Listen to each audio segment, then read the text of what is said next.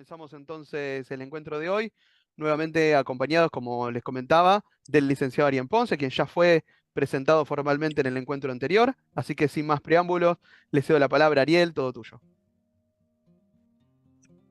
¿Qué tal, Alejandro? ¿Cómo estás? ¿Todo bien? Creo que estoy bienvenido. Ahí va. Muy bien. Alejandro, ¿te podrías compartir pantalla? Tenía un PowerPoint que te pasé por mail, no sé si se llegó.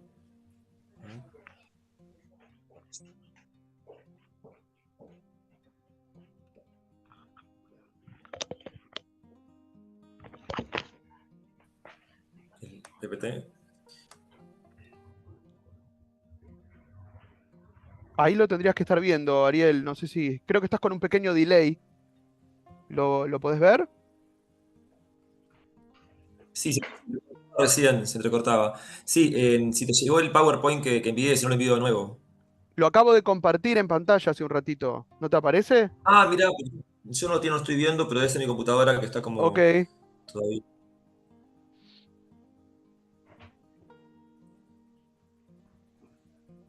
No, todavía no. Ahí está, ahora sí lo estoy viendo. muy bien, Genial. perfecto. Bueno, perfecto. Bueno, como dice ahí, el área que nos convoca justamente es museos y patrimonio. Y en base a eso, quisiera primero introducir un poco, ¿sí?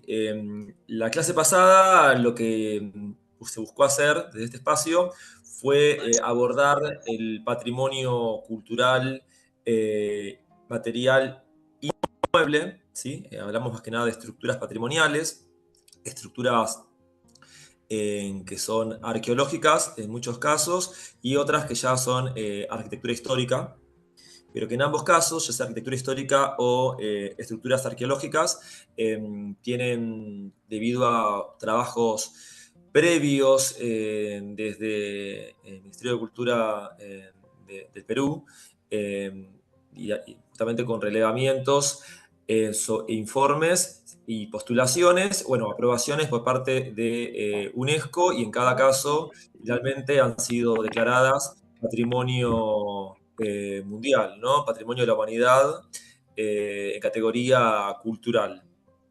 Salvo dos que habíamos hablado, como por ejemplo Machu Picchu, que es patrimonio natural y cultural. Dicho sea de paso, recordemos que también que hoy se engloba estos criterios para poder decir si es cultural o natural, ya no dividirlo de esta manera, sino entenderlo con el concepto de paisaje cultural, ¿sí? En tanto que es un paisaje integral que ya incluye lo natural en una fusión en la que las sociedades del pasado, esa humanidad, conviven con el entorno, lo modifica en pos de su continuidad como humanidad, ¿no? Para su invención, su desarrollo de prácticas culturales, para continuar este conjunto social a través del tiempo. Y en base a eso, lo que queda de esa convivencia entre sociedades con entorno va a ser considerado patrimonio. Y que justamente la idea de patrimonio, además de referir a la idea de propiedad y a herencia, porque el patrimonio lo deben heredar las generaciones futuras, también la idea de patrimonio va a referir a un conjunto de criterios que UNESCO fija para entender la importancia de su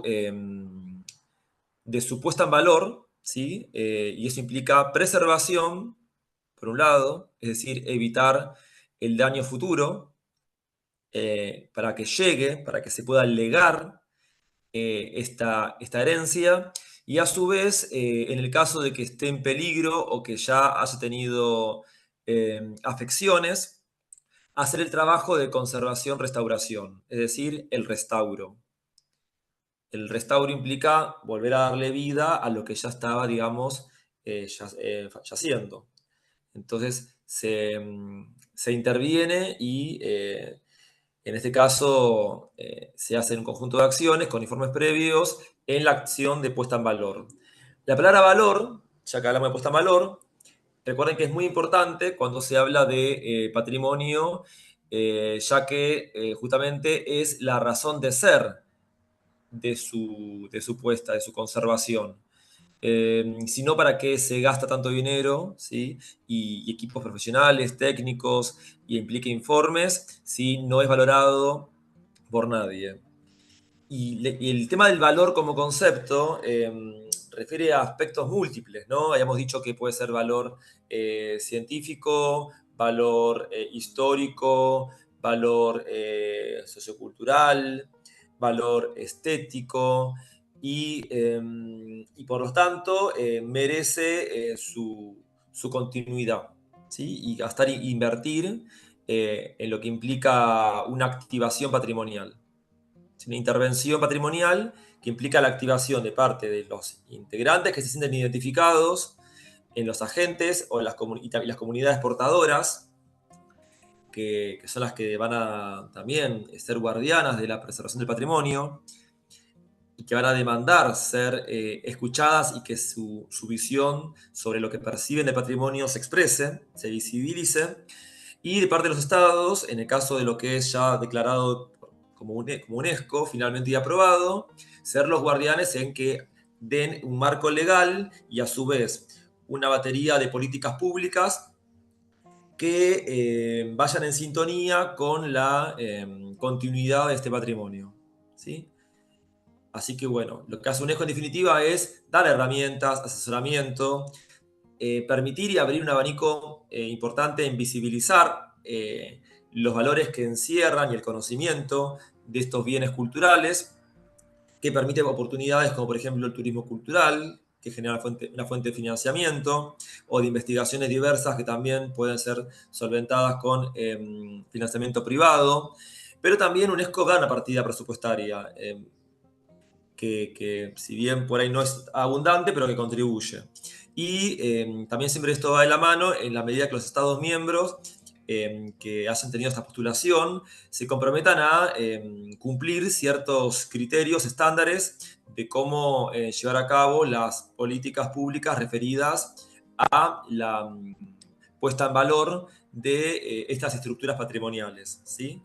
Bueno, en este caso, en el caso del Perú, abundan, ¿sí? Porque justamente el pasado que ha tenido, tanto precolombino como colonial, todo lo que el otro día leímos era precolombino o colonial, da cuenta de que merece ser preservado. Y cuando hablamos justamente del por qué, también recuerden que hay 6 criterios en principio que se consideraban de patrimonio cultural, 4 criterios que se consideraban de patrimonio natural. Hoy en día ya no se lo divide así, sino que son los 10 criterios, pero por ejemplo uno era que sea, el uno por ejemplo, era que se lo considere obra maestra, maestra del ingenio humano, ¿no? Ejemplo Machu Picchu, que expresa una obra maestra del ingenio humano. O como el criterio 2, que exprese prácticas humanas en el pasado, o que sea representativo de una etapa del pasado, o que refiera a prácticas inmateriales que vayan asociadas a la materialidad, o que expresen la buena armonía entre naturaleza y cultura y el aprovechamiento de recursos. Por ejemplo, el caso de Chan Chan, que es la ciudad de barro más grande de América, expresa claramente cómo se optimiza el barro en sí y ahí generar este adobe para construir una ciudad de una demografía muy grande, de más de 50.000 habitantes. Así que los criterios son, digamos, el sustento para justificar que tal estructura merezca en tener un grado de protección para la puesta en valor y que tenga ese sello UNESCO, ¿sí? Bueno, hasta acá esto se entendió, qué es lo que habíamos trabajado. También recuerden que habíamos hablado de cómo la antropología, desde su posición latinoamericanista y social, ha sido crítica con las políticas patrimoniales, sobre todo durante las últimas 2 décadas del siglo XX, marcando en primer lugar una crítica a los estados nacionales, cómo han trabajado la política de museos, y acá sí ya incluyo la idea de museo, en tanto lugar que atesora bienes que le sean ajenos, los obtiene, los estudia, los exhibe y crea narrativas, crea secuencias discursivas que son dispositivos de los estados para dar un mensaje, digamos, justificador, una base, digamos, discursiva ideológica que justifica el status quo, decíamos, social y la estructura económica, por un lado, y por otro lado, el legitimador de las relaciones de desigualdad dentro de los estados nacionales y justificador de la homogeneidad que se buscaba instalar. De esos textos abundaban, hemos mencionado varios. Uno el texto de María Rocchietti, pero ella ha citado a otros autores, como por ejemplo Delfino Rodríguez, por ejemplo, bueno, Guillermo Lumbreras, Díaz Polanco, se pueden situar varios, Bonfil, varios autores que van en ese sentido, Florescano y demás. Ahora, hay otra crítica que se abrió, ¿sí? Ya a fines de la última década, pero más que nada en comienzo de este milenio, por ejemplo, Loren Prats, marcando esta idea de que hay otro agente que también resemantiza los bienes patrimoniales y por un lado, hasta los pone en peligro, que es el mercado, la lógica del mercado, no solamente la del Estado, sino la del mercado. El patrimonio ya como un bien de cambio y de uso y su mercantilización y atender a los peligros que puede llevar a eso, ¿sí? La mercantilización del patrimonio. De eso hablamos. Ahora en la clase de hoy nos vamos a centrar en los museos, que también han estado y están, digamos, metidos en este debate y que en base a eso también tiene replanteos internos acerca de su ética, su tipo de conducta deontológica, de cómo tiene que abordar las prácticas patrimoniales, no siendo ajenos a todo lo que recién estaba comentando, ¿no? A todas las críticas que estaba comentando. Bueno, vamos a pasar a la siguiente diapositiva. Y en base a eso, bueno, estaba comentando justamente que a través del tiempo los museos presentan revisiones. En realidad, el primer corpus, digamos, teórico sobre cómo desarrollar prácticas, criterios, se da con la nueva museología, ¿sí? En la década del 70. Y va a diferenciarse con las prácticas tradicionales del museo, que no estaban sistematizadas de un modo de corpus teórico, sino más bien de corpus práctico. De prácticas tradicionales que estaban instaladas. El museo en sí, no como una disciplina, a ver, es una institución, por supuesto que responde como un dispositivo más del Estado, ¿sí? Es un aparato ideológico del Estado, podría también entrar ahí Althusser dentro de ese marco también teórico para analizar, donde crea una narrativa, tiene una razón de ser, donde hasta previo a esa década y también un poco después, luego también, solían ser museos de elites, ¿sí? Desde las clases pudientes y también ahí vinculado a la intelectualidad también y la ciencia en función de la misma. Y un museo que era en definitiva para pocos, para los expertos, un museo que buscaba la acumulación, ¿sí? De objetos, pero también con un criterio cientificista de lo taxonómico, ¿no? De clasificar muy bien la materialidad por categorías, reagruparlas, donde no abundan las explicaciones, pero sí la clasificación y el criterio cientificista, que en definitiva son las ciencias, ¿sí? Con sus visiones de una buena parte del siglo XX, que en definitiva el museo termina siendo donde se materializan las visiones de estas ciencias. Bueno, en definitiva estamos hablando de puntualmente acá la arqueología, pero también de la antropología sociocultural, y queda de la historia también, y quedan plasmadas en el museo en tanto como receptáculo, ¿sí? Entonces, como receptáculo en sí y no como un área específica de conocimiento, la museología, sino como solamente como un depositario de lo que se discute en la ciencia, se plasman estas visiones más taxonómicas de las colecciones, es decir, que se aborda la materialidad desde una visión que no tiene en cuenta por ahí a las comunidades portadoras originarias, en el caso de la arqueología, que se lo explica desde la ciencia, en todo caso, se lo clasifica desde la ciencia, se generan secuencias cronológicas, ¿sí? Que ordenan bajo una idea más evolucionista de la cultura y que bueno, que después justamente debido a esto va a implicar replanteos por parte de un conjunto de profesionales del museo, debido también a un contexto de época en el cual es más proclive a las corrientes críticas desde la ciencia en general, ¿sí? Un hito, bueno, a nivel internacional, uno puede situar el Mayo francés, pero en general, ya post Segunda Guerra Mundial, y más que nada en la década del 60, se dan ciertos replanteos desde las ciencias. Si bien, por un lado, a nivel método, se formalizan en tanto ciencias modernas, con un rigor mucho mayor y una búsqueda de objetividad, eso es cierto, pero entrando ya en la década del 70, el otro día hemos hablado de, por ejemplo, la antropología sociocultural con el Simposio de Barbados, hemos hablado también de la arqueología en Teotihuacán, que también tiene un replanteo social más apuntado a dar voz a los indígenas y de estar en sintonía con lo que puedan aportar con sus visiones.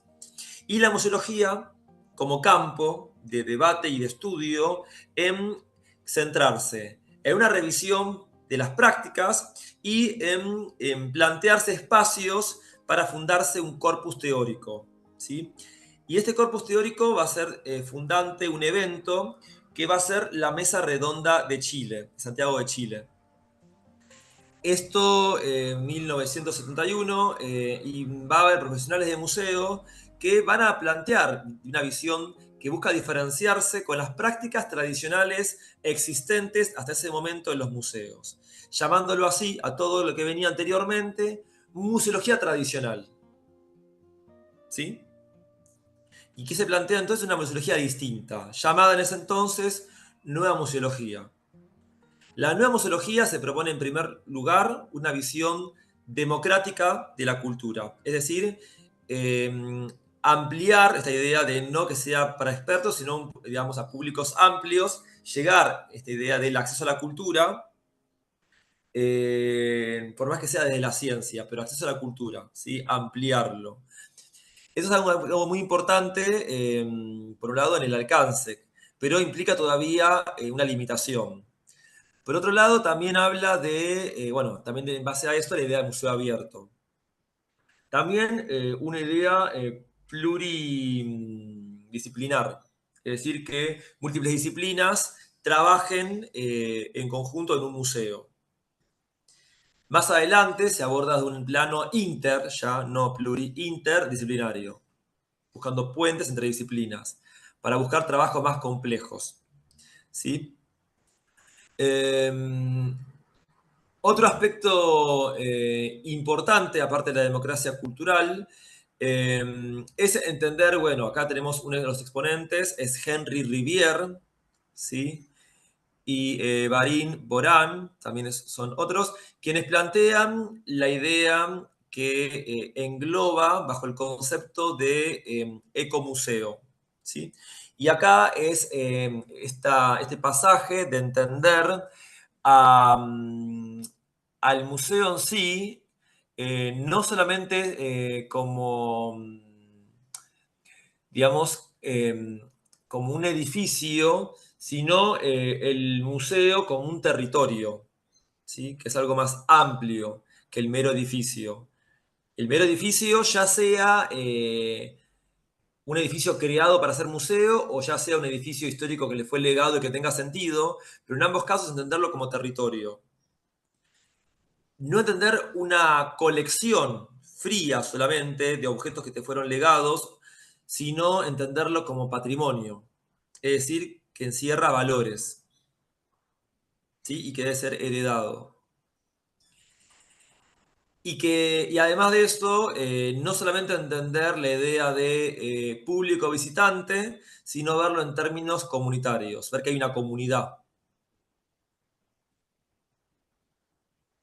Entonces, la triada, en vez de edificio, público y colección, se reemplaza por patrimonio, ¿sí? Comunidad, territorio, en algo más integrado.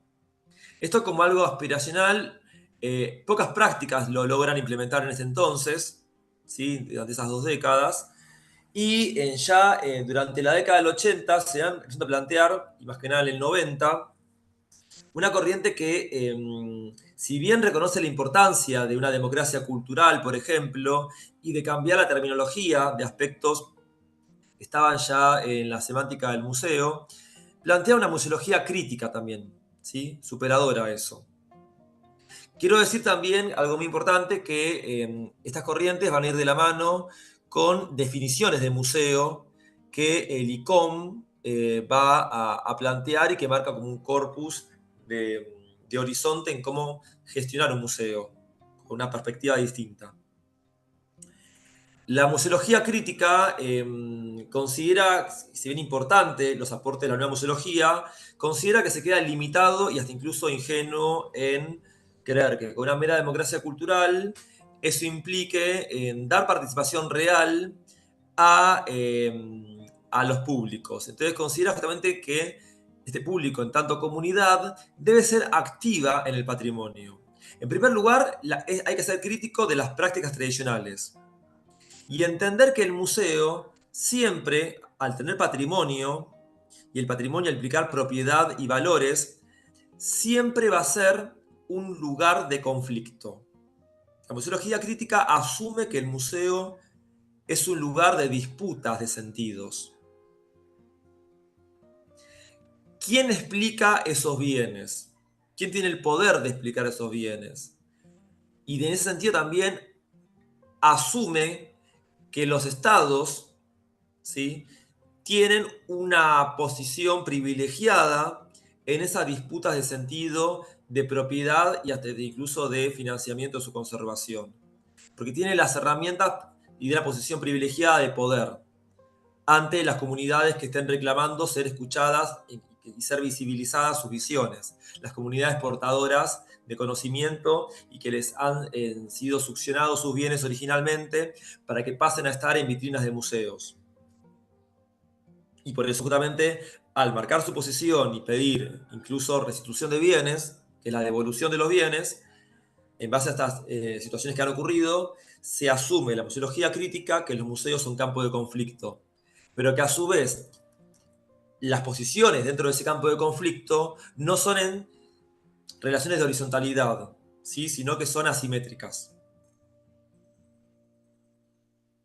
Asumiendo eso, los profesionales del museo, ya sea públicos como privados, deben ser deontológicamente responsables en sus prácticas y en su ética para generar puentes, ¿sí?, entre diversos.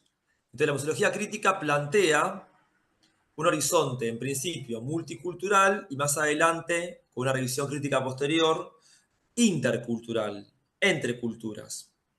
El otro día hablé incluso de la cogestión, no solamente que sea consultivo siempre, para tener como el sello de aprobación de las comunidades, sino que las comunidades sean activas, por ejemplo, en las narrativas, en los paneles informativos, explicando las vasijas que se pueden observar en las vitrinas, por ejemplo, o en la selección de imágenes, o en autorizar o no tales imágenes también, hasta incluso en decidir los recursos, cómo se destinan, tengan o no conocimiento técnico específico, pero también que estén en sintonía a lo que está gestionando, ¿sí? Así que la museología crítica busca realmente replanteos que van más allá de aspectos conceptuales de la nueva museología o de buenas intenciones en ampliar y extender públicos con una democracia cultural, sino hacia adentro generar realmente prácticas que lleven finalmente a una cogestión del patrimonio, en la activación del patrimonio cogestionada, ¿sí?, con las comunidades portadoras, que es un concepto que lo han trabajado seguramente con Janine Aguilar, ¿no? Comunidades portadoras. ella lo abordó desde lo que es el patrimonio material, ¿sí? Yo acá lo estoy abordando de lo que es el patrimonio material. La vez pasada en estructuras y patrimonio inmueble, y hoy lo estoy abordando del patrimonio material mueble, ¿sí? En museos, puntualmente, en museos. Bueno, pasamos a la siguiente diapositiva. Hablé también que el ICOM es el Consejo Internacional de Museos. Es una asociación, ¿sí? Civil compuesta de carácter internacional que es órgano asesor de UNESCO en materia de patrimonio cultural, en este caso en museos en sí. A diferencia de ICOMOS, que también es otra asociación internacional, también que va a asesorar a UNESCO, pero ICOMOS lo hace en cambio en lo que es patrimonio, ¿sí? Monumental. Monumental o sitios, lugares históricos. Es decir, estamos hablando de patrimonio material inmueble. ¿Sí? Pero ICOM, en cambio, lo que son patrimonio más bien de colecciones y, digamos, custodiadas en museos. ¿Bien? Bueno, ICOM nace en 1946, ¿sí? Y ya en sí, poco previo a esta conformación de UNESCO, pero enseguida va a ser órgano asesor en constante consulta con UNESCO, ¿sí? Y una de las... Bueno, tiene página web también que sería interesante que la puedan conocer. Y va a dar siempre, va a plantearse unos objetivos, más allá de establecer criterios y conductas deontológicas. De hecho, hay un código deontológico de las prácticas en museo que tiene varios segmentos de qué prácticas se esperan de la conducta de un museólogo en los museos. Y más allá de eso, uno de sus ejes es un consejo específico que tiene, que se reúne exclusivamente a actualizar, revisar la aplicación de las definiciones de museo. Es decir, que hay una definición fundante que se establece ya oficialmente en el año 47, en el 46 se discute, pero se la oficializa en el 47, la primera definición formal de museo.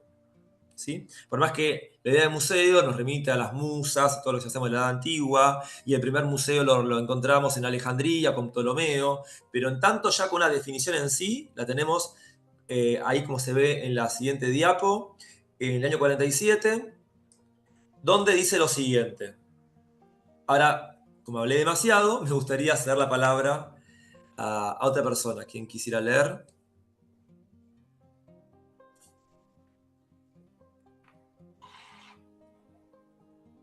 Mario, a ver, voy a empezar a listarlos así de a uno, si no.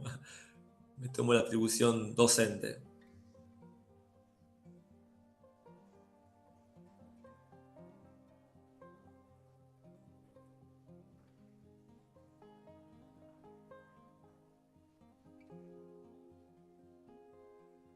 Sandra, alguien sé quién quiera leer, a ver, si no, otra persona. Dale, acá, Sandra. Gracias. Museo es toda institución permanente que conserva y expone colecciones de objetos de carácter cultural o científico para fines de estudio, educación y deleite. Allí lo dice en el artículo 3. Muy bien. Recuerden que hasta acá igual no había una convención de parte de UNESCO. Las convenciones saben que tienen un carácter que obliga a los estados, un carácter vinculante que obliga a los estados a hacer leyes que regulen esto.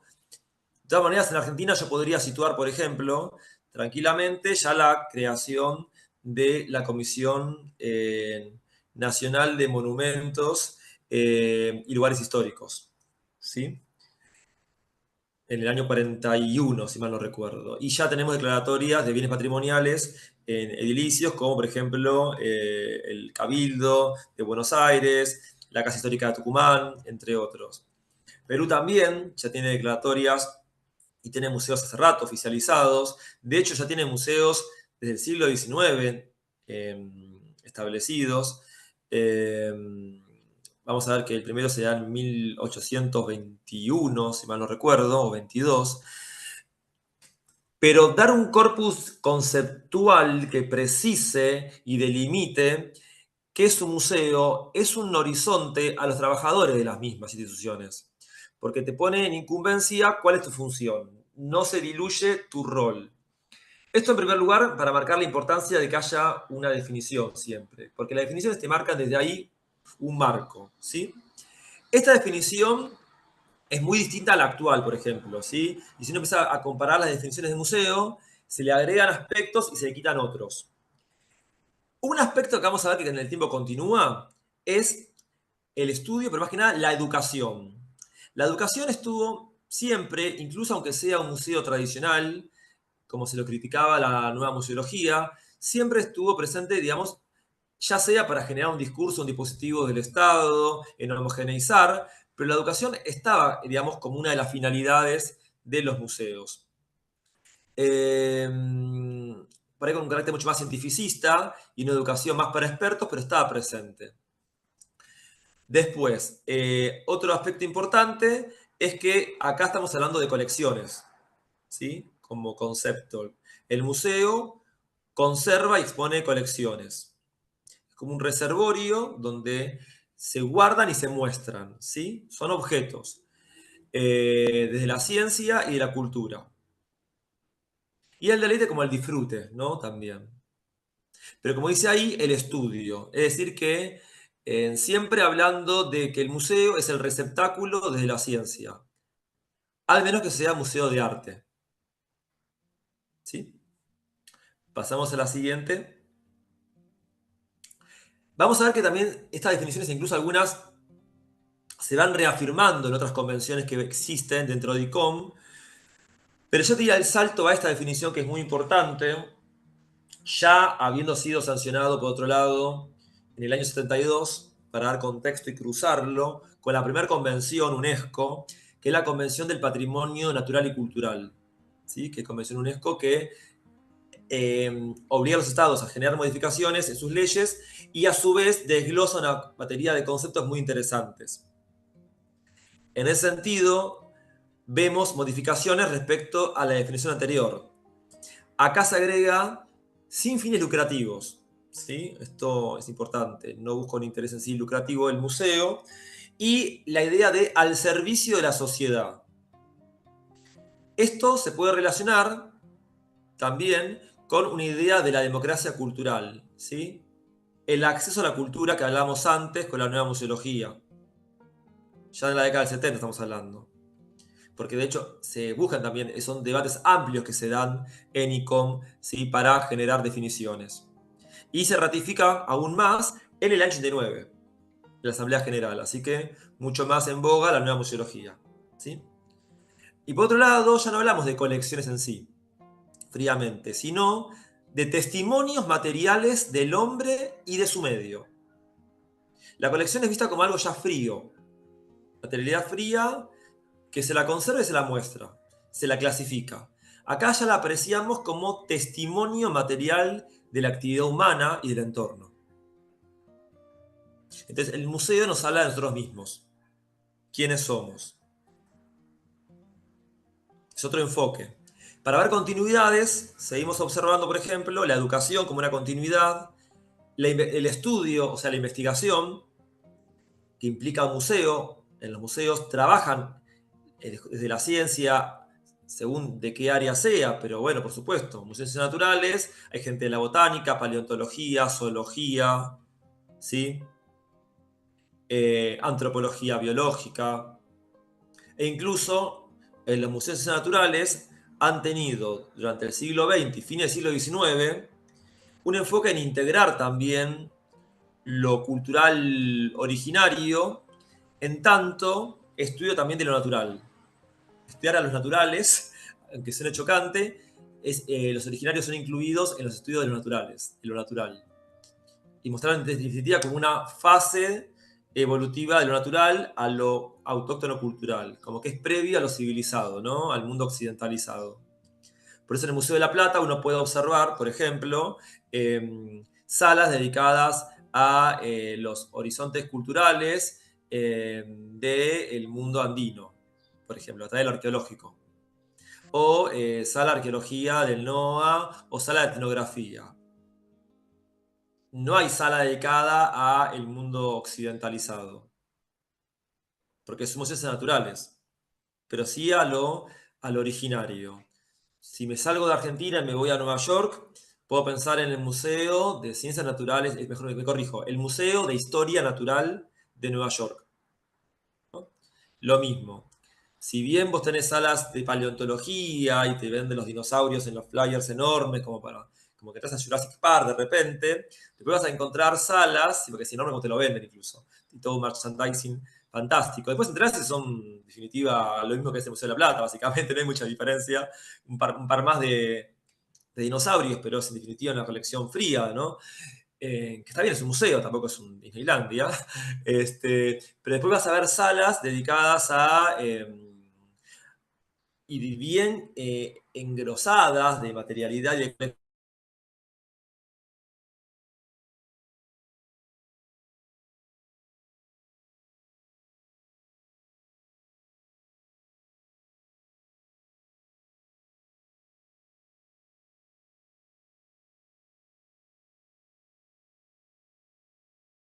Otra vez lo mismo. Siempre lo originario en tanto lo natural, ¿no? Que eso también como para repensarlo. Generando un discurso también como de, bueno, una fase casi de atraso, ¿no? Bien. Y a través de acumulación. Pero sí, la idea del estudio refiere a la ciencia. Pasamos a la siguiente. Viena 2007.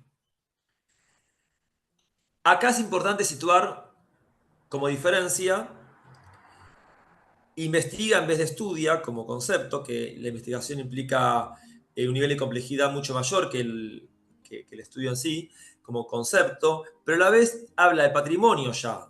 Ya no hablamos del concepto ¿sí? de testimonio ni de colección, sino de patrimonio.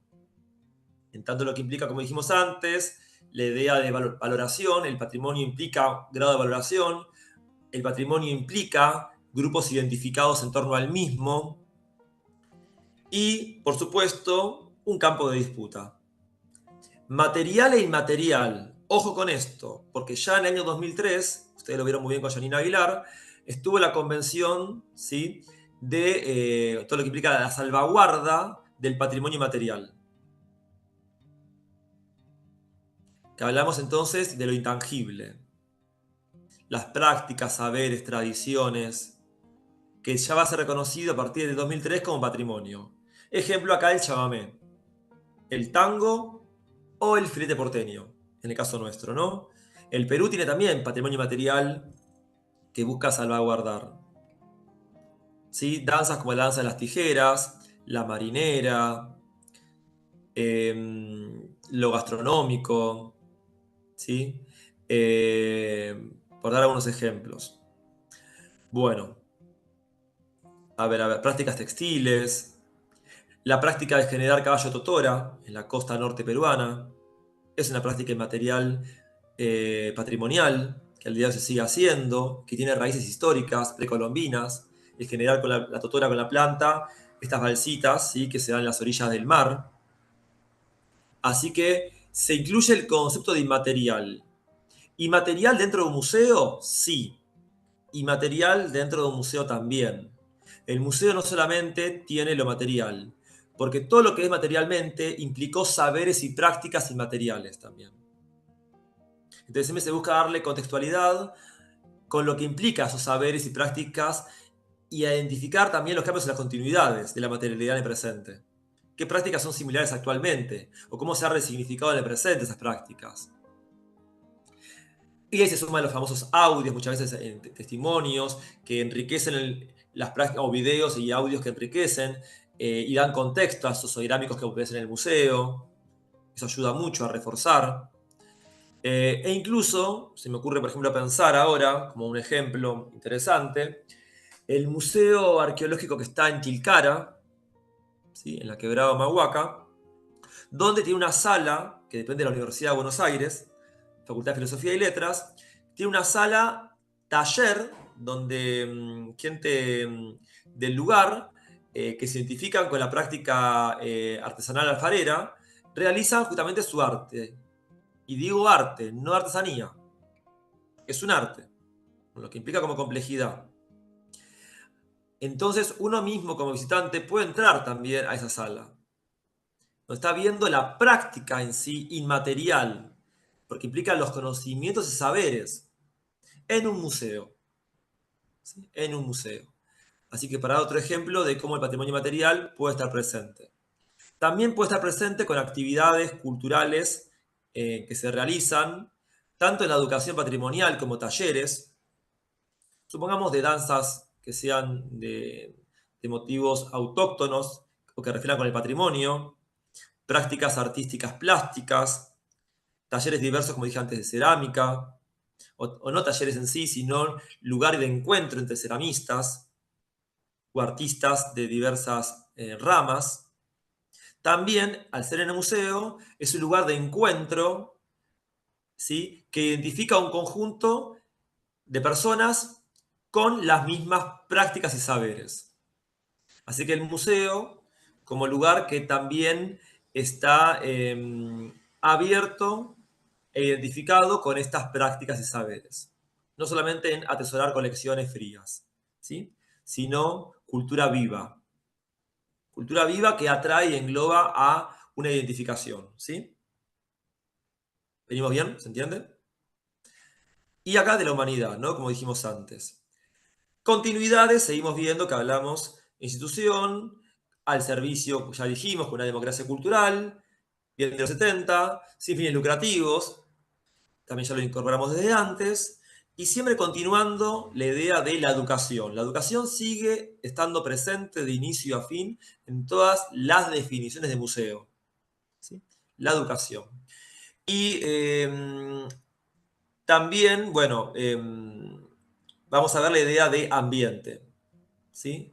El medio ambiente, porque el patrimonio cultural es un componente, hasta incluso legalmente, de la conservación del medio ambiente. Si vamos al caso nuestro argentino, y vamos al artículo 41, cuando hablamos de justamente del artículo constitucional que habla de la conservación del medio ambiente, tiene en cuenta justamente como uno de sus aspectos el patrimonio natural y cultural, así lo dice. Y eso es muy propio de las reformas constitucionales de la década del 90 que los Estados miembros de la ONU han modificado. Y en su carácter vinculante, atienden al patrimonio natural y cultural en los artículos de sus cartas magnas, ¿sí?, de las constituciones. Entonces hay un compromiso y un principio jurídico que la Constitución que va a permitir y habilitar leyes futuras que vayan en sintonía con ese principio fundante de la Constitución modificada, ¿sí?, conforme a las convenciones ya asumidas.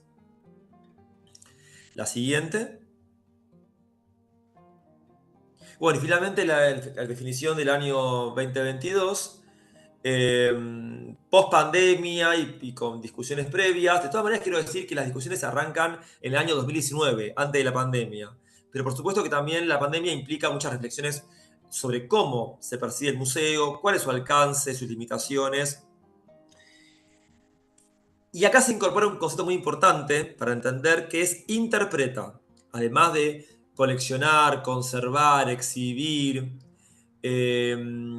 educar, como dice abajo también, para la educación, el disfrute que también se está presente, interpreta. El museo busca no ser desde un lado que siempre lo explique desde un saber soberbio, sino que sea lugar de reflexión. Eso también tiene que ver con la museología crítica, lugar que te interpele, lugar que te permita crear significados distintos, lugar de encuentro entre diversos que puedan explicar visiones diferentes, y de ahí una idea de construcción de sentidos, ¿sí?, entre diversos dentro de la institución, creando puentes interculturales entre diversos. Accesibles e inclusivos.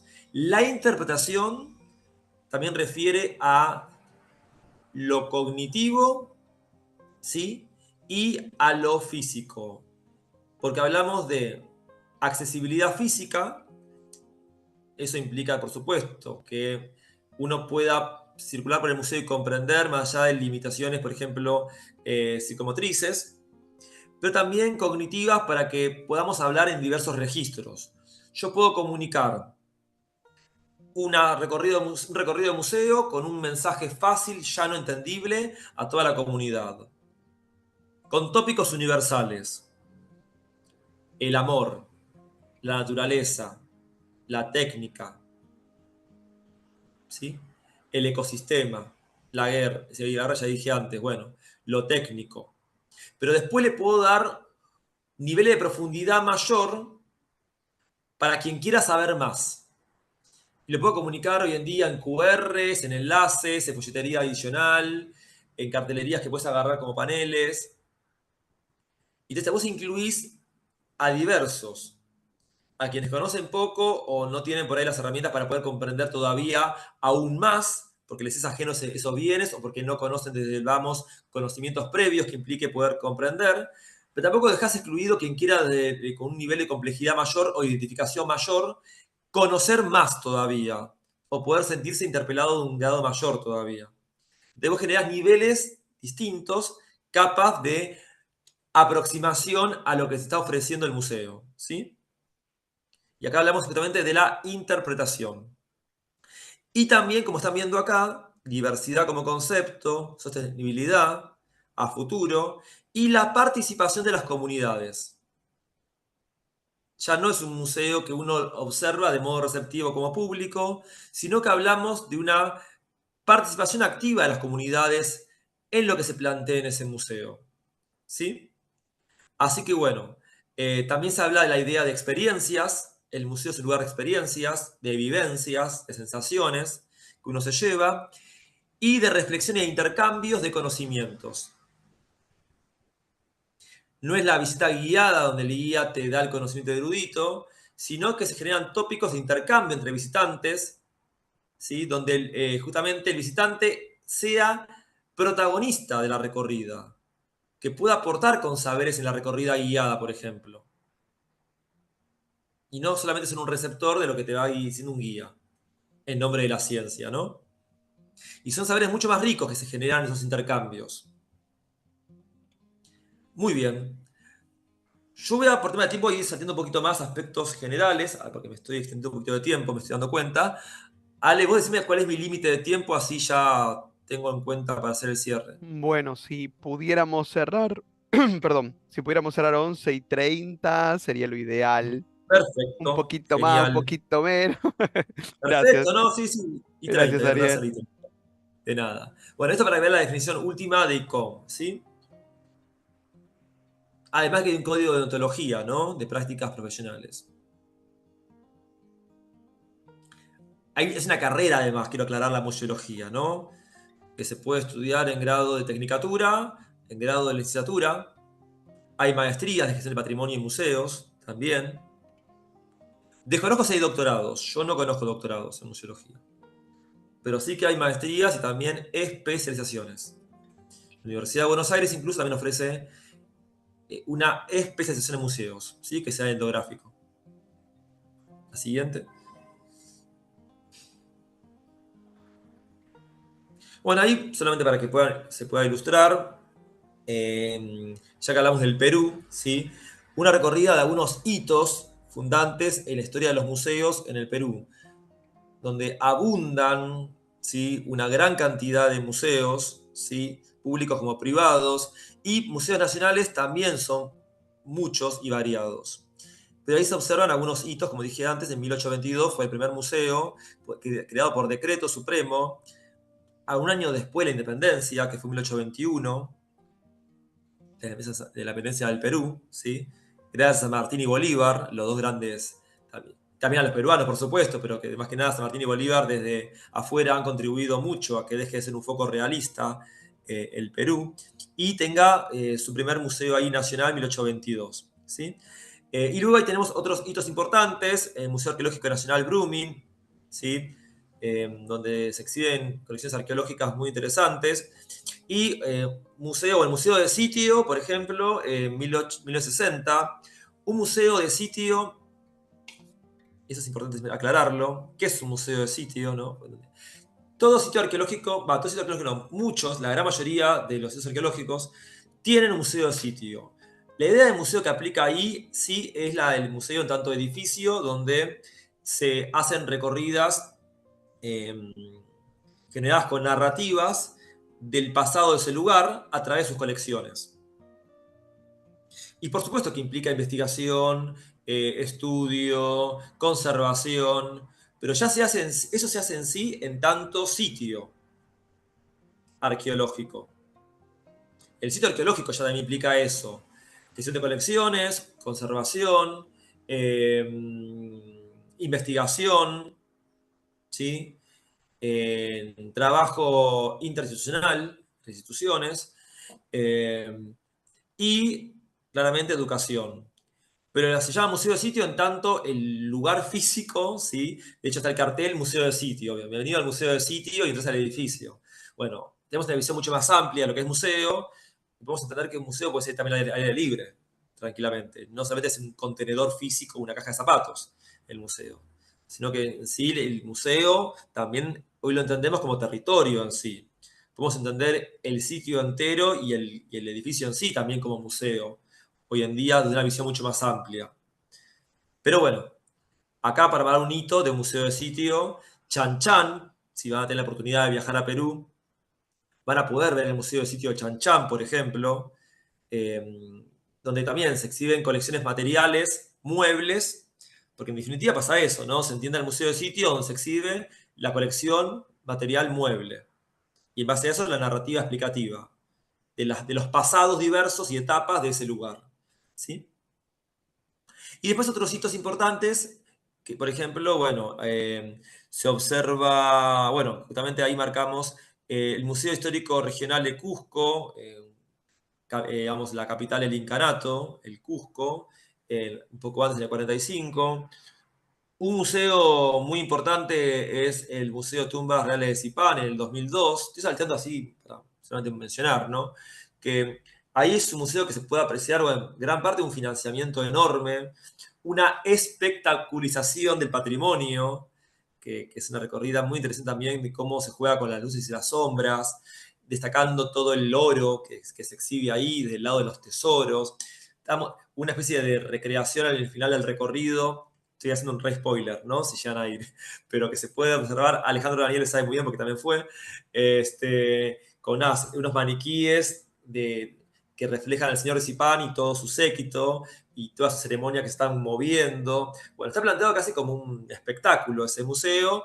Ahí sí también, en un contexto justamente de mercantilización del patrimonio, que también genera ingresos, es importante, pero el oro mostrado justamente ahí como, digamos, y todo el ostentado de lo que implicó el señor Zipán, que fue un hallazgo del arqueólogo Walter Alba en el año 87, pero que se exhibe, se luce a través de este museo hasta una forma piramidal magnífica, ¿no? Que se puede apreciar. Y bueno, como se ven ahí, también intercalados con museos nacionales arqueológicos. Bien, yo salté esta parte, era solamente para dar un muestrario de algunos museos icónicos, simplemente. Acá están comentando que hoy a la noche de los museos, así que es interesante no solamente que recorran hoy, que es un mega evento multitudinario, sino que no sea solamente la noche de los museos, sino que sea un lugar que realmente nos convoque a ir durante el año. Eso me tengo que decirlo, ¿no? Es lindo como espectáculo y es lindo que convoque a múltiples habitantes de ese suelo y también de quien quiera venir a recorrerlos, pero realmente no tiene que ser un lugar para recorrerlos solamente hoy, ¿no? Eso también quiero decir, sino que sea una puerta de entrada para conocer opciones a futuro. Continuamos con la siguiente. Esto lo digo como museólogo también, porque es algo que se suele... Bueno, hasta el año que viene, después te manda a la ciudad de Buenos Aires ya por el año que viene, ¿qué? ¿Cómo hasta el año que viene? Está el museo abierto todas las semanas, no hasta el año que viene, pero bueno. Nada, vuelvo a esto. Lo quería decir igual eso. Desde el área de cultura, el Ministerio de Cultura del Perú, en su sitio web, yo tomé estos parrafitos donde quería mostrar, a ver si ustedes también pueden identificar, lo que leímos antes, ¿sí? Del marco normativo, del ICOM y de las corrientes museológicas, cómo se han redefinido, cómo el Ministerio de Cultura del Perú, si toma o no toma lo que se ha debatido durante estas décadas en museología, es decir, en la ciencia del museo, ¿no? De las prácticas del museo. ¿Quién quiere leer lo que está planteado acá? Así me tomo un matecito mientras. Florencia, yo los voy instando, ¿eh? Yo tengo esta maldita práctica Hola, docente de... Sí, Leo, por supuesto. yo soy Florencia. Desde el Ministerio de Cultura de Perú, sentido y función de los museos. Los museos no son lugares restringidos llenos de objetos antiguos, por el contrario, son espacios representativos, dinámicos, reflexivos, en continuo cambio y mucho más.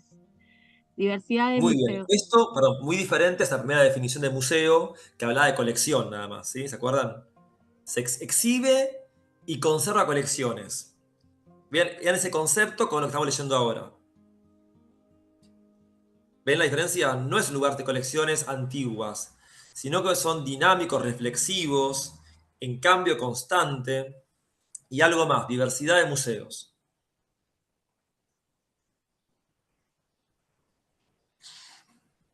¿Continúo? ¿Sí? Ah, la diversidad cultural de nuestro país también se ve reflejada en los museos. Algunos fueron creados para preservar colecciones arqueológicas, históricas y artísticas, o los ambientes donde habitaron personajes importantes de nuestra historia, casas museo.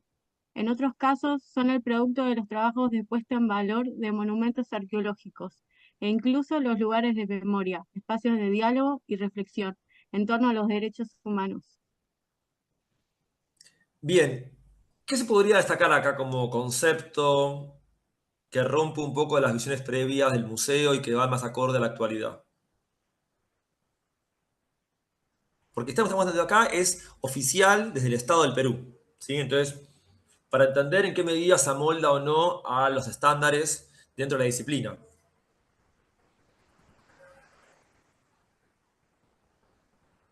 Los escucho, ¿eh? Y las escucho.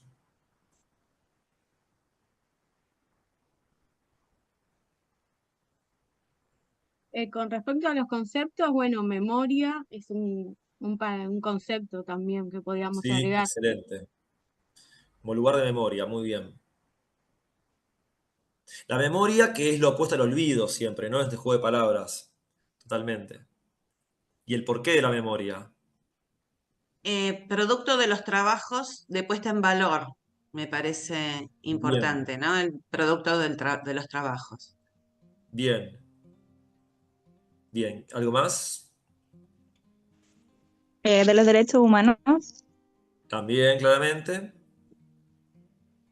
¿Y algo más?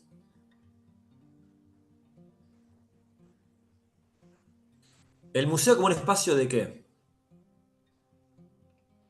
De diálogo De y de diálogo reflexión. y de reflexión, exactamente. De diálogo y de reflexión. Quienes vaya a una recorrida en un museo se debe sentir interpelado, debe salir con ganas de hablar y debe ser escuchado por quienes trabajan en el museo, no de un modo, digamos, demagógico, sino de verdad valorado y que su visión sea parte de la recorrida guiada mismo. A veces es interesante cuando se recurre, por ejemplo, a que uno pueda dejar frases en las paredes al lado de, no sé, el objeto que está, no sé, o de la recreación, para que quede testiguado de quien recorrió también puede explicar qué entiende con lo que está observando o qué recuerda de esa imagen fotográfica antigua, de ese hecho histórico. Esos testimonios de quienes están recorriendo el museo pasan a ser parte ya de la narrativa de ese museo.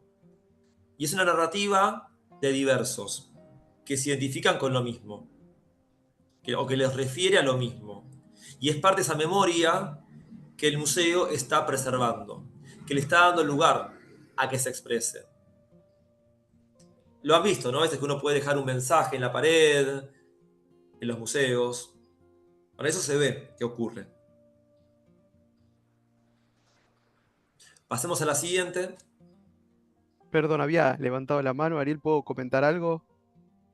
Sí, sí. Perdón, Yo no no veo quería. nada de que... Ah, no se Sí, ve, no, si no veo que perdón. es chat, o tiran la mano, yo no puedo enterarme. O sea, Ok. si no me interrumpen, yo nunca me voy a enterar de nada, Ah, ok, eso ok. sépanlo. No, quería mencionar simplemente si no te parece desubicado esto de que en estos días, la semana pasada, se declaró como Patrimonio de la Humanidad lo que fue, lo que es el Museo de la Memoria de la ex ESMA, ¿no? Del Centro de Detención Clandestino. Creo que tiene, me parece a mí que tiene que ver con esta actitud, esta concepción actual acerca de que el patrimonio también es un lugar de memoria, de diálogo, de discusión y de construcción permanente. Y se aleja por ahí de una conceptualización más tradicional del museo como algo vinculado al pasado remoto y demás, ¿no? Creo que esta idea de diálogo, democratización y memoria dinámica me parece que por ahí es un buen ejemplo este caso. No sé si estás de acuerdo con eso. Totalmente, totalmente, porque en el sentido hay puntos de consensos amplios de lo que ocurrió, ¿sí? Que fue un terrorismo de Estado. Entonces, es importante también no perder la memoria y continuar y justamente convocar aún más, y ahí sí algo muy importante es la educación patrimonial también.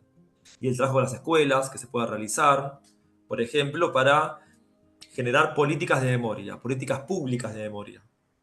¿Mm? Continuamos pensando en el futuro sobre todo. Bueno, bien. La reflexión se puede dar a veces en forma de preguntas, en paneles que te interpelan, buscando chocar dos objetos muy diferentes que te generen una controversia, o jugando con el pasado presente. Este mosaico simplemente quiero contar que lo elaboré tomando, son imágenes pequeñísimas, yo sé que no se distingue ninguna, pero es para que lo vean así a vuelo de pájaro, la fachada de los edificios de museos nacionales del Perú. Son todos nacionales estos, ¿sí? Categorías. Van a haber diversidades de estilos, son muy diversos. Algunos son estructuras edilicias coloniales, otras son republicanas, otros refieren a sitios. No lo veo, profe, claramente, y no, lo van a ver algo chiquitísimo. Sí, yo te estoy contando eso, es un mosaico en pequeña medida para que vean cantidad y diversidad de fachadas. Simplemente lo hice para eso, ¿sí? No para que lean cuál es cada uno. Pero, por ejemplo, se ve ahí, en la que está a la mitad, medio rojito, el señor Zipán, por ejemplo, ¿sí? Entonces lo llegan a ver, así en la mitad, el rojito ese, ahí está, que es el que les hablaba antes, el Museo del Señor Zipán, de año 2002. Bueno, pasemos a la siguiente. Esta imagen solamente refiere a un evento, así como hablamos anoche en los museos, acá. Allá tiene una política de museos abiertos y una de las acciones, en realidad la acción llamada Museos Abiertos, ellos la refieren con la finalidad de ampliar públicos, como han hecho los museos. Ellos lo que hacen es el primer domingo del mes generar recorridas gratuitas a los museos con eventos artístico-culturales, convocantes e identitarios. Y acá tiene que ver entonces con lo que hablábamos antes del patrimonio material. Prácticas, en este caso artístico-culturales, que hagan partícipes a las comunidades de pertenencia identificadas en ese museo. Yo sé que el término comunidad es complejo y hasta polémico utilizarlo en una sociedad posmoderna. Y estoy pensando en la doctora María Rocchietti, que es muy crítica de usar este concepto de comunidades portadoras. Lo quiero decir también, porque hoy en día son individuos en una sociedad de consumo que van cada uno de modo posmoderno con sus lógicas y sus auriculares, ¿sí? Y hacen sus recorridas incluso de modo autónomo con sus celulares. Lo voy a decir también, que es una realidad, no estoy haciendo un romanticismo, pero sí de los museos se busca generar prácticas que hagan sentir partícipes en encuentros y experiencias inmateriales como las que se ven acá, ¿sí? A través del arte y, en definitiva, acciones de gestión cultural. Por eso los museos tienen un área de gestión cultural, ¿sí? Y si son de universidades, un área de extensión. Bueno, son actividades muy convocantes. Veamos la siguiente diapositiva, en la cual ilustra un gráfico de barras de cómo a través del tiempo la cantidad de visitantes a estas prácticas de museos abiertos se ha incrementado, ¿sí? Llegando incluso hasta casi los 400.000 visitantes. El 2020, por supuesto, la pandemia creó una baja interés importantísima porque fueron solamente 2 meses que tuvieron recorridas, después estuvieron justamente cerrados los museos. La mayoría de los museos empezaron a abrir en enero del 2021. No nos olvidemos que en el Perú afectó un montón la pandemia en cantidad de mortalidad, ni hablar en lo que es la Amazonía, al punto de hablar de que se hacían fosas comunes para depositar a los muertos. ¿Sí? Por la falta, digamos, de... la crisis sanitaria por un lado y también justamente no puede dar abasto con los cementerios y entierros. Fosas comunes. Terrible, sí. La siguiente diapositiva se muestra en general, más allá de este evento, de una vez al mes, en general, como con el tiempo hay una alta y baja, pero más bien una constante. En el 2019 sí, una crecida un poco más en cantidad de visitantes. 2020 una baja y luego, por supuesto, ya la recuperación del 2021. Sobre todo los museos de temáticas de gran alcance con el turismo internacional, ni hablar sobre todo, ¿no? La siguiente. Bueno, los museos tienen varias áreas de trabajo y según el ICOM se pueden resumir las que ven acá, ¿sí? Gestión de colecciones, investigación, interpretación, ya como un área específica, pero esta área de interpretación se la llamaba en su momento, digamos, el área de exposición, exhibición. Luego, el área museográfica y museológica, en la cual se hacen diseños de recorridas y cómo se lo van a distribuir en montajes, y hoy está englobado bajo el concepto más amplio de interpretación como algo que incluye ya lo museológico, que es generar el mensaje y el recorrido dentro de las salas, lo museográfico, que es en sí pensar la materialidad y los soportes que utilizás como insumos para que se luzca esa colección que estás mostrando y cómo la distribuís, en algo general que es la interpretación, que pensás lo cognitivo, lo físico en esa recorrida. La educación, que estuvo planteada siempre desde la definición de museo, como un área de alcance para llegar a públicos más amplios y pensar en el futuro, porque pensando más que nada en cómo articular con las escuelas, por ejemplo, y asumiéndose el museo como un área de educación no formal, pero que puede articular con la educación formal. La administración, porque maneja recursos y que implica justamente una gestión de los recursos, tanto lo que implica de conservación, de montaje y la colección en sí. Y por último, las relaciones entre instituciones y comunicación para también establecer redes de museos con áreas distintas también del Estado Nacional en pos de la conservación de lo que se exhibe y se atesora. Lo que se exhibe suele ser en los museos entre un 5 a 10% de lo que se acumula en el mismo. Todo el resto está en los reservorios patrimoniales, ¿sí? De los cuales justamente fueron registrados, inventariados y conservados en el área de gestión de colecciones. A la siguiente. Yo ya por tema de tiempo no voy a desarrollar educación patrimonial, pero lo que voy a decir solamente la definición que está plasmada acá en el comienzo. Me gustaría que alguno pudiera leerla. A ver, esta definición de museo y patrimonio con la educación. Joaquín Valenzuela, Guillermo Lozano. ¿Se anima alguno de ustedes? Leer, estoy pidiendo leer. ¿No quieren leer? Bueno. ¿Me escucha? Ahí está, gracias, sí. ¿Se me escucha? Tengo Sí. mala conexión. Sí, perfecto. No hay problema. A ver, ahí leo. Relación interinstitucional educativa patrimonial cultural. El museo y el patrimonio en general no se pueden desatender de la responsabilidad de integración e inclusión educativa y social, ya que podemos articular la educación formal y la no formal, relacionando a las personas con su barrio, con los medios de comunicación y con las nuevas tecnologías.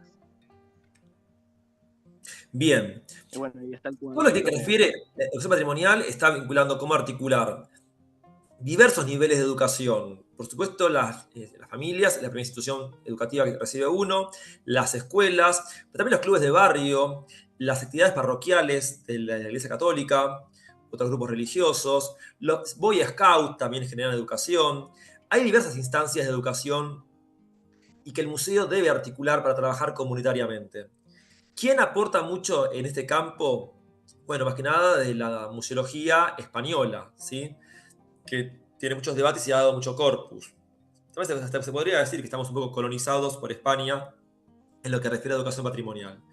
Más allá de eso, pasemos a las siguientes diapositivas. Se busca aplicar estos criterios en las acciones educativas en museos. Pasamos a la siguiente. Por tema de tiempo yo voy a decir en cuál frenamos. Siguiente. Bueno, y acá esta.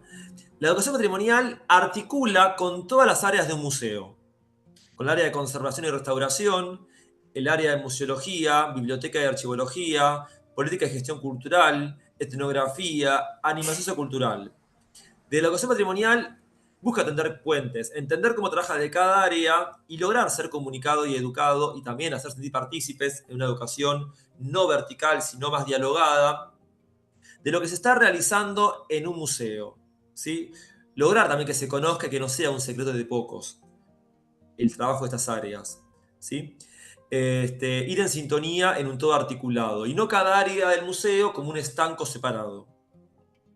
Bien, pasemos a la siguiente. Esta imagen refiere a entender cómo se genera la identificación con el objeto. Individuos diversos identificados con una materialidad, que es signo que les refiere a diversos interpretantes, en tanto significados, de esta relación simbiótica y semiótica que se genera de identificación. Identificación de los individuos con esa materialidad llamada patrimonio, y a raíz de eso, el museo, en una práctica educativa horizontal, puede generar que entre esos individuos compartan sus lecturas, sus conocimientos distintos, que le refieran sus recuerdos con ese bien. Y a partir de ahí poder tener justamente la experiencia de compartir visiones diferentes y aprendizajes que desconocían. Y una reflexión incluso crítica de sus saberes previos referidos a ese bien. Llegarse nuevos conocimientos o choques incluso. Así que una educación planteada también desde el conocimiento y aportes de cada individuo puede decir y dar cuenta de su ser, en tanto ese bien y conocerlos en definitiva inter e intrapersonalmente, ¿sí? Entre diversos. Eso también es plantearse una educación patrimonial desde un lado mucho más simultáneo y horizontal y no un lado vertical y dirigido, ¿sí? Generar las experiencias y las instancias de expresión de lo que remite los vínculos entre individuos con esos bienes, pero ser compartidos en lazos horizontales como se ve en esa imagen, ¿sí? Una inclusión colectiva. Bueno, continuamos, ya para ir cerrando. Acá mostramos como la balanza, que se puede encarar la educación patrimonial de un lado meramente educativo, de enseñar de la erudición, el saber, ¿sí? En pos de una identidad local, nacional, y de concientizar de la importancia del museo a la comunidad, o en todo caso, pensarlo, que es lo que primar y que pese más, como una oportunidad de apropiación y empoderamiento de quienes están presentes en el museo sobre sus prácticas, sobre su identidad, a través de los bienes materiales que están en ese museo. Que esos bienes ayuden a disparar y a reencontrarse con sus identidades y que les permita justamente un empoderamiento en tanto individuos y colectivos en sí, con una autoestima que permita, bueno, un reconocimiento mucho mayor en esta sociedad tan desigual y que busca en definitiva una sociedad a veces no reconocerte. Entonces, bueno, es reconocernos entre nosotros y hacernos, digamos, valiosos. En definitiva, lo que estamos acá buscando remarcar es la importancia de las de nuestra humanidad en su diversidad, ¿no? Y por la no exclusión. Bueno, ya cerrando, vamos a la siguiente. Siguiente. Bueno, y acá ya pasamos hacia vuelo de pájaro. Yo hablo en general, Ale, y digo en un minutito algo. Van a ver acá imágenes, a medida que va pasando en secuencia, las áreas ejecutoras de lo que sería el sitio Chan Chan, que en la costa norte peruana, tenemos ahí en el Estado de la Libertad, ¿sí? La Dirección Desconcentrada de Cultura de la Libertad en Perú, tiene a su cargo el complejo arqueológico de Chan Chan, que es la ciudad de barro más grande de América, y tiene áreas delimitadas. El área de educación patrimonial no está especificada como tal, pero sus prácticas están dentro de la unidad de promoción y participación ciudadana, ¿sí? Pasamos a la siguiente. Esa área de promoción busca justamente una participación activa de la ciudadanía en tareas, por ejemplo, de cuidado ambiental, de limpieza del sitio, de ser incluso quienes denuncien cuando ven acciones que peligren la conservación del bien, ya sea cuando depositan en basurales cerca del sitio Chan Chan, por ejemplo. También buscan generar actividades con escuelas, ¿sí? Que sean talleres, por ejemplo, de la importancia del barro como materialidad para la construcción en un ambiente sustentable. También buscan incluir a los empleados de las oficinas públicas del Estado de la Libertad en lo que es la importancia y el valor que tiene Chan Chan y que pueda participar con sus conocimientos, vecinos de los poblados cercanos, y te dan muchos talleres diversos, ¿no? Algunos son artísticos culturales y otros también plasmados a la práctica específica del barro, ¿sí? Como se ven ahí, ya sea generando de la apreciación plástica o generando los bloques en sí de adobe para que sea un insumo en las construcciones y que les sea útil en sus vidas cotidianas. Así que bueno, se busca justamente, como dice ahí, una actitud, un cambio de actitud, un patrimonio vivo y que sea justamente representativo y convocante en términos de participación ciudadana. Más imágenes de actividades que se recrean, teatralizadas, talleres de verano que se realizan, bueno, y todo lo que recién fui diciendo que está resumido ahí. También se le dan charlas a los docentes para que capaciten las escuelas. Así que bueno, esto para ilustrar, y ya que estamos convocar un poco a lo que se hace en un sitio, y hay una imagen del museo de sitio en Chan Chan, donde se puede realizar una recorrida guiada virtual. Y quiero cerrar con esto, no solamente se pueden realizar recorrida guiada en el museo de sitio de Chan Chan, sino que cuando fue la pandemia, justamente en esta consigna de museo abierto, se ha democratizado el acceso a estos museos a través de compartir enlaces virtuales a casi todos los museos que existen, que sean nacionales del Perú, con recorridas guiadas muy completas que se pueden apreciar con sonido de recorrida guiada. Vos podés incluso cliquear un objeto y tener la infografía y hasta incluso fotografía o ver el objeto en 3D. Así que es una manera de poder acceder, no solamente la gente del Perú, sino de modo internacional, a todo el gran acervo cultural que está materializado en los museos, pero también de esta manera de modo digital. Ya con esto cierro la clase y bueno, era mostrar, digamos, lo que se puede conocer de los museos en el Perú a través de esta clase, ¿sí? Impecable. Bueno, muchísimas gracias, Ariel, por tu... Me pasó 8 minutos, pero No, no, estuvo muy bien. La verdad que lograste condensar un montón de cosas, así que bueno, te agradecemos por gracias esa, Alejandro por invitar y también a todos los por la presentes también paciencia. por haber participado en aportes, en preguntas en el chat y también haber leído o preguntado. El otro día hubo muchas preguntas que estuvo muy interesante también que hayan surgido. Justamente nos llegó a preguntarnos, interpelarnos, ¿no? Acerca de las prácticas, primero con los sitios patrimoniales, hoy en concreto con el museo en sí, Bien, como también institución. puede haber también seguramente alguna pregunta en este caso. También podemos tomarnos algunos minutos si hay algún aporte, alguna intervención puntual. Acá Nancy nos comenta algo por el chat, que fue al Museo Sarmiento, y le comentaba al guía que todos los meses cambian de muebles del museo, o sea, bajan a las salas de exposición la colección de muebles que tienen allí.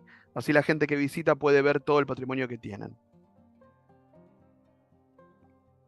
Está interesante el aporte, esto que hablabas vos, ¿no? Entiendo yo, Ariel, del reservorio que tiene el museo, que no está totalmente exhibido y van rotándolo, ¿no? Creo que tiene algo que ver con esto, ¿verdad, Ariel?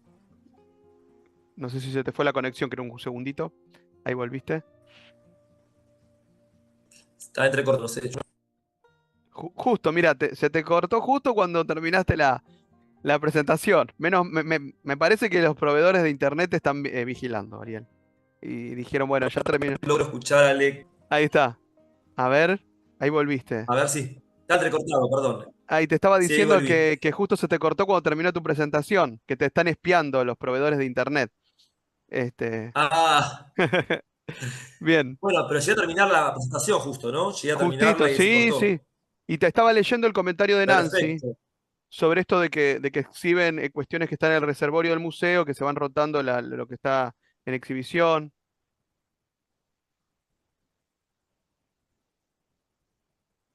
¿Cuál es la pregunta? No, es un comentario que Ah, deja Nancy un en el chat. comentario. Sí, Sí, sí, sí. sí, sobre esta cuestión. No sé Sí, si bueno, hay... obviamente que la temática es mucho más amplia y que hice un recorte general de lo que es las tareas de los museos, hablar un poco en general de lo que se trabaja en Perú y puntualizar un aspecto que es la educación patrimonial, pero también viendo una recorrida histórica que siempre tuvo en cuenta el aspecto educativo en los museos, al menos de que está ICOM, ¿no? Que le da un corpus conceptual a la tarea deontológica profesional de los trabajadores del museo. Claro, perfecto, perfecto. Pero bueno, sí, es un recorte que hice. También podría haber hablado claramente de cómo se trabaja con las colecciones, las gestiones, préstamos como datos, Claro, lo que implica los protocolos que implica gestionar las colecciones. Hay seguros que hay que tener en cuenta para poder trasladar de un lugar a otro un conjunto de objetos, de colecciones en sí. E incluso a nivel internacional también el robo de materialidad en museos, Interpol investiga el tráfico ilícito de bienes culturales, es el tercer delito más grande que Interpol investiga, incluso, porque circula mucho dinero en la venta de bienes culturales, los robos en museos.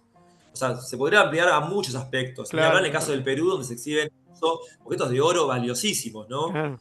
Costosísimos. Bueno, nosotros E tenemos, incluso ¿no? muchos de ellos están en otros museos, Claro, tenemos historias en locales, ¿no? Londres, en Nueva York.